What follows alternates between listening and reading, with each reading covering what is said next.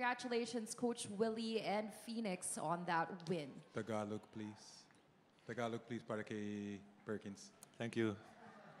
Coach Willie, sinubukan ng Blackwater to take control of the game, pero every time they would try to do so, Phoenix always had an answer, creating that much-needed separation. What allowed you to show that kind of resilience and adjustment in today's game? Actually, credit to players. Like Jason, yung heart nila, yung puso nila, yung guts nila to take charge and to take shots. Actually, nag-hands off ako.